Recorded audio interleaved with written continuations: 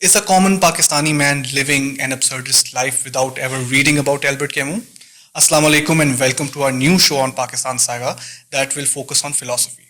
So, our first guest today is someone that you know well. He is a regional policy expert, but that doesn't stop him from being an expert in philosophy and someone who really reads about philosophy and has a lot of ideas. So, first of all, I would like to welcome Sir Amir Rana. Welcome, sir.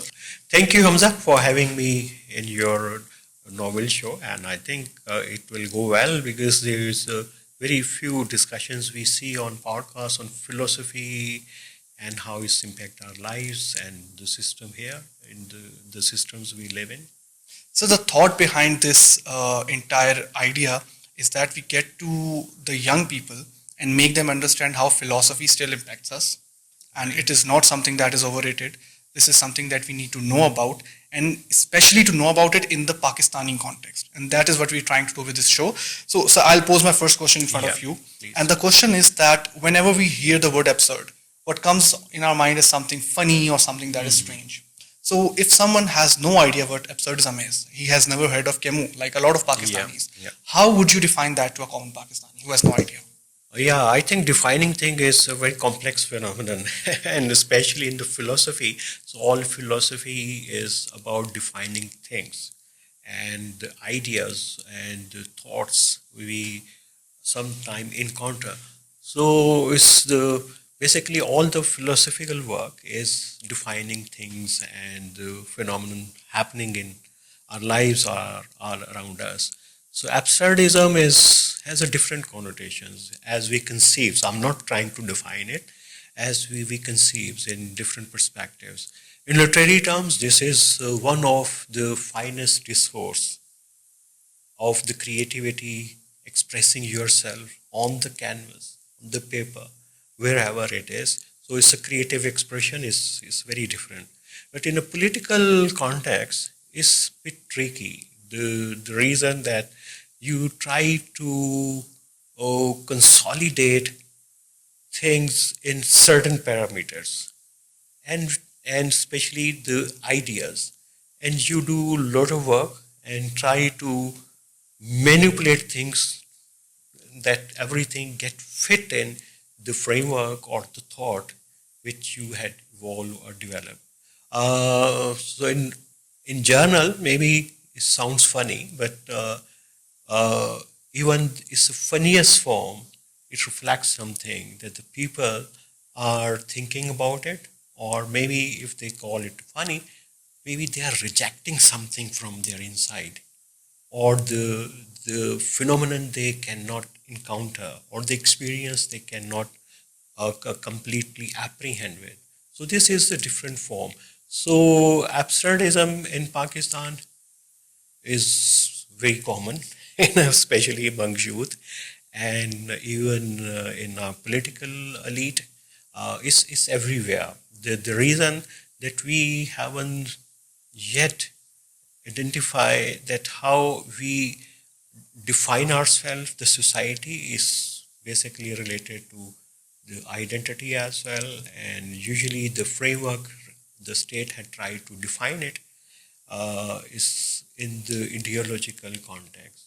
So again, the problem is when you have an ideological framework, then you have to do a lot of effort to manipulate things or to deconstruct certain historical narrative or even the existing phenomenon or even the existing trends.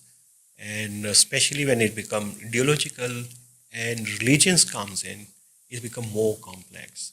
So this is we are facing. So when we try to define Pakistan, so this is basically a form of the abstractism that even after 77, 78 years, we are trying to one geographical territory. Then there may be some confusion. When we say that we are a nation, what kind of the nation? We haven't seen any national cohesion project in the country. When we say the society, again, this is very abstract idea. What kind of the society is? Muslim society, Islamic societies, or we inheriting our identity from this region, or Can we relate ourselves with Harappa, Mohenjo-daro, Mehergarh or not?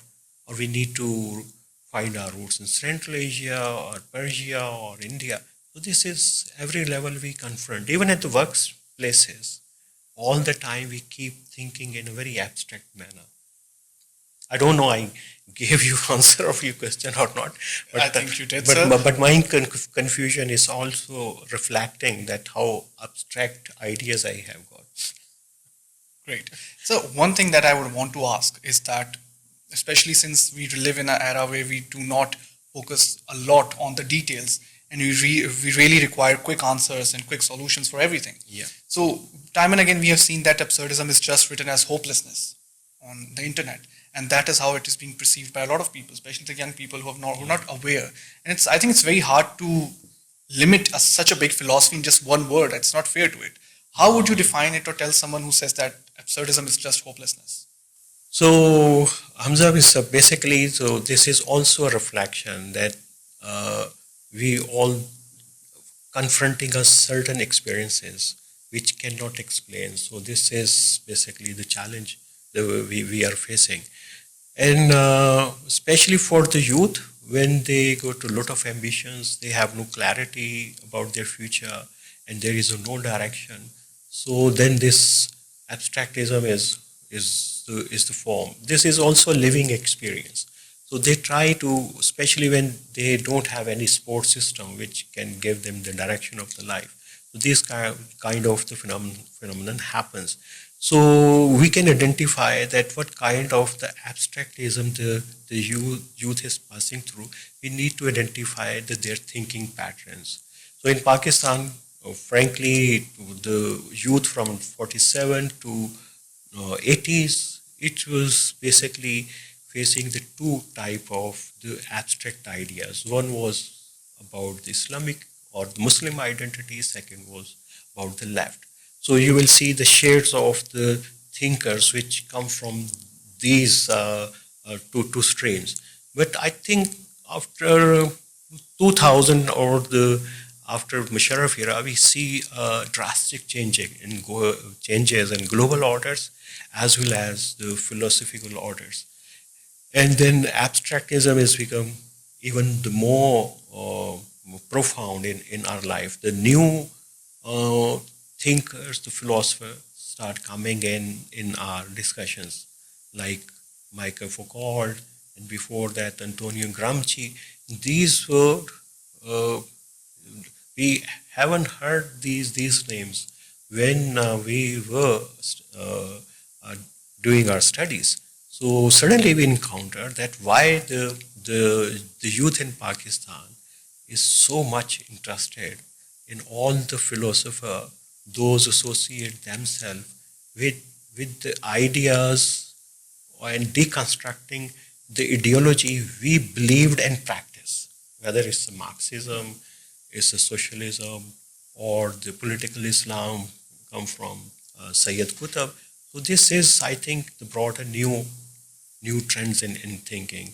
And all they mainly talk about the two issues, the more freedom and the new social order. So new social order was the new terminology for us. So new social order, the identity, the freedom. So rather it's resolving the issue of the abstractism. It's created more abstractism in the society. Perhaps that we didn't have the institutions, especially in Pakistan, which would help us to clear our thought process. When I refer to institution, it's not like there is a philosophy department on campus or something. So one thing that I would want to ask you now is about one of Albert Camus' best work, and that is the myth of Sisyphus. Yeah. He gives us a very difficult idea, to say the least. He says that he doesn't consolidate false consolation as well. Neither does he let anyone go towards suicide or ending your life, the dark part. Where does one stand in such a situation when both these extremes are not encouraged? What should one do?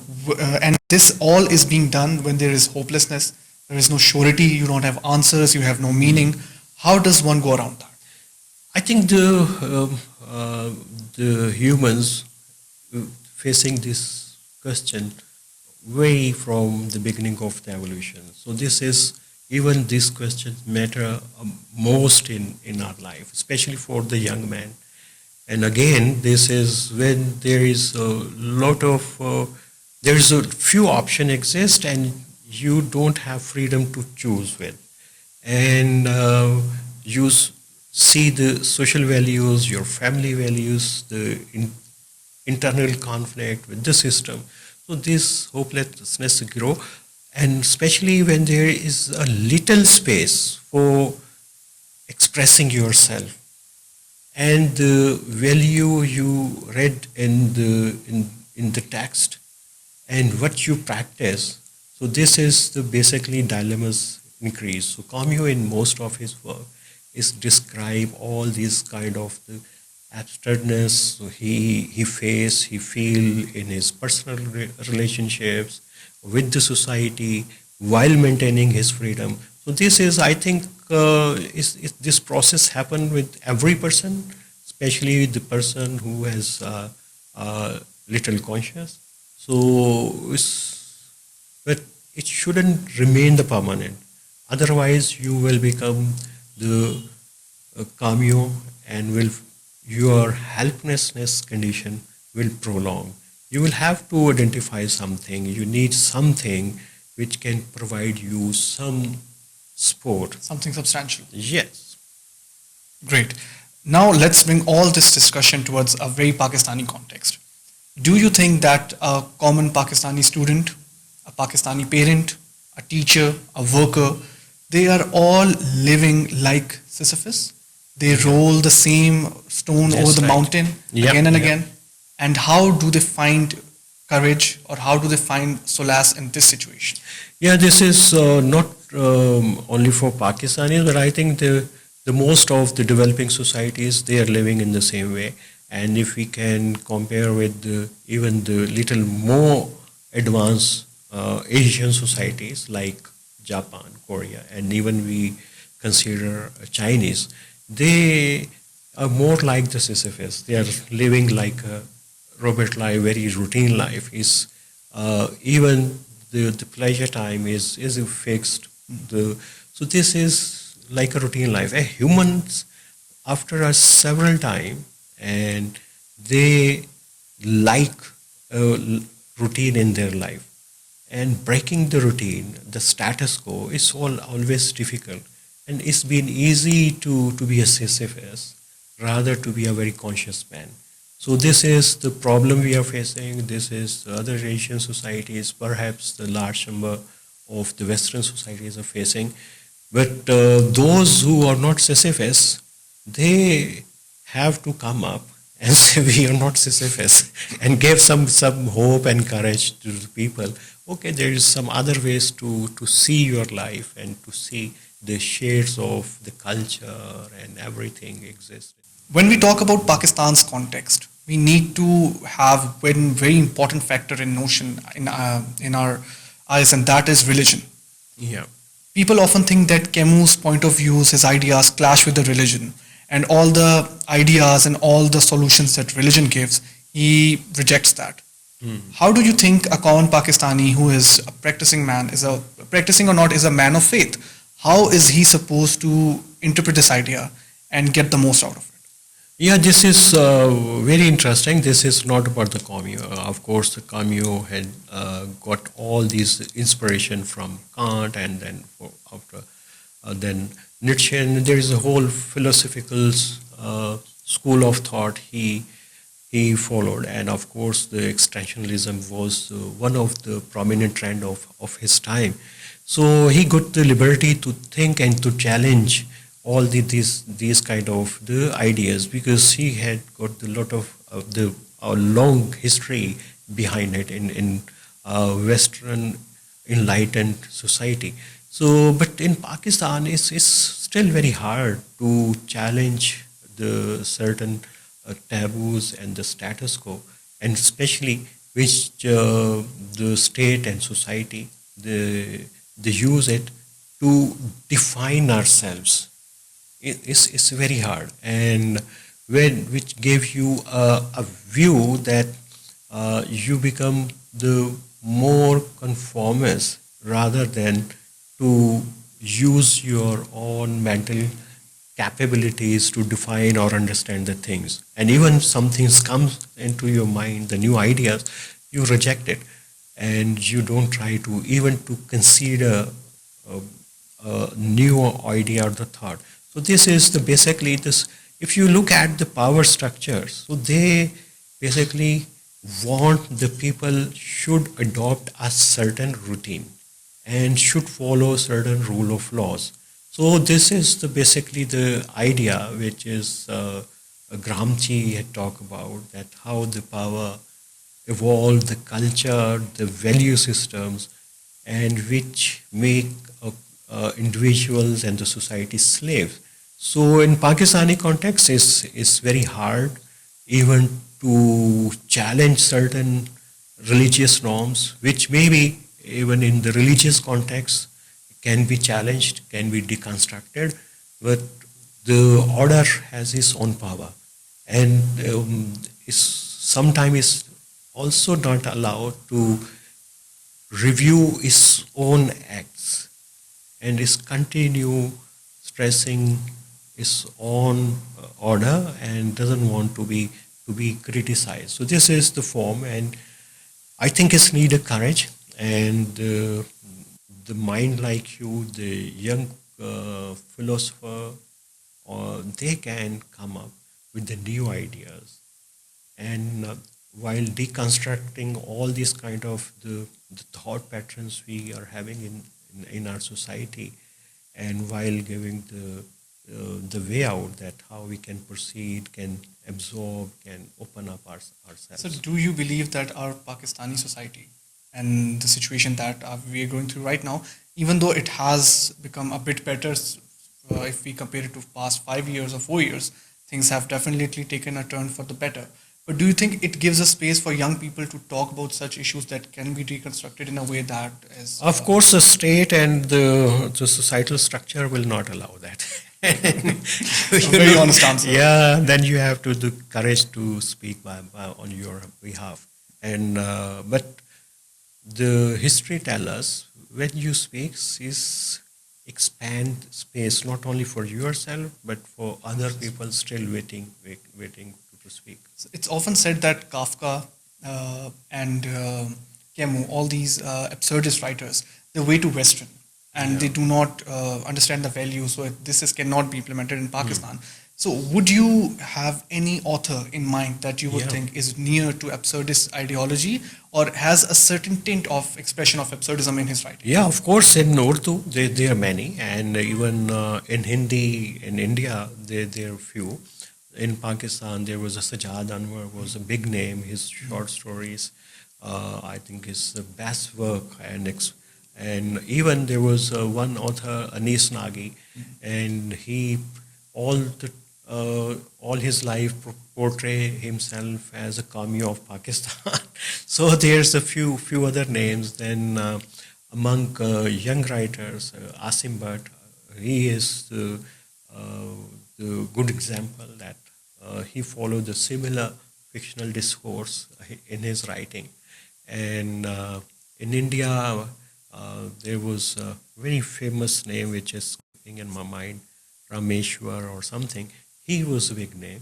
So you can find the people in our region, but the problem in that following some literary or fictional tradition usually wasn't encouraged by the critics. So that's the problem. And you will have to find your own way and to develop your own creative expression. So it's very hard. And we have seen only few names, those who associate themselves with extensionalism and abstractism. But then there is a galaxy of the writers who associate themselves with the other trends, especially with the very classical tradition is we find here. But the one name which I think which is two names rather is worth mentioning. One is the author of the Ghulam Bagh, Mirza Atar Beg. The Ghulam Bagh is a fabulous Urdu novel which I think he within this tradition had created his own craft and expression. So the other name Hassan Manzar would be another author who also created his own expression and while following the same tradition in Urdu. So, But in English, you can find few, of course. while talking about critics, let's bring one of the most controversial names that Pakistani literature has witnessed, and I personally believe that he was not given the credit he deserves, and that is Sadat Hasan Manto. Yeah, so that's his right. work, like Toba Tek Singh, do you consider it to be a bit related to absurdism or a very realistic commentary like absurdism, like Camus did? Yeah, I think Hamza, this is right. I haven't thought about overtaxing in that context. Absolutely, I think it's fall in the same category. Maybe few other work of Sadat Hasan Manto is yeah. So uh, there was another short story which was coming in mind. Rather, his letters to Uncle Sam. This is also one of the similar kind of the expression he come up with a little bit political tone, but critical and very creative manner. Okay, while we're naming authors, I would also like to include a name that is among your friends as well, Muhammad Hanif, and we see that he talks about the madness of dictatorship, war, and institutional power, and he writes satire. Do you think that he is also someone that we can consider in this regard? Yeah, of course, if you look at, there is a certain creative expression we have seen in Pakistani writer in English. Mohsin Hamid, if the mouth smoke was, I think, the fabulous also fall in this category. And the Hanif's exploding mangoes, so it is also qualified to be there. But he used the technique of the magic realism because at that time the Marquez, Isabel Allende were very popular when I was young. And Milan Kundera was influencing us much. So you will see the some impact of their work on Hanif's works as well, and how he described and connected the one prisoners and the latter. So it gave us suddenly a context that he may be following some Latin American writers. So it may not be in the tradition of Camus and all these Western authors, the Kafka, but I think it's with the more contemporary influence. So let's bring Iqbal into this conversation as well. Do you think that common Pakistani today, especially the youngsters, is he closer to Albert Camus' Sisyphus, or is he closer to Iqbal's Mard Momin? Which Iqbal? Lama Iqbal? Mard Momin, yeah.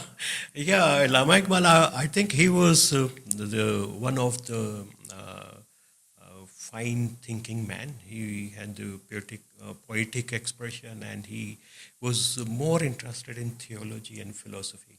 So his discourse is very closer to the Goethe, and we can compare what was the name of the Italian thinker who the Bagsa. So he is very close to them, and he Mard Momin is also borrowed term. So this is we describe, but Iqbal remained a bit confused in certain things. He got a very strong poetic expression, and of course he is one of the finest poets. But at the same time, there is a class in the Pakistani poets, Shora.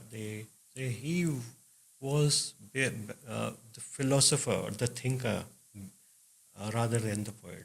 So this controversy is going on, and if you talk to the intelligentsia in Pakistan, they say Iqbal was poet. So this controversy is going on, but I think the best of his work was his lectures, the reconstruction of Islamic thought, and this is basically the 3 or 4 lectures were moved on all these debate about practice, deconstructing the practices, making it relevant.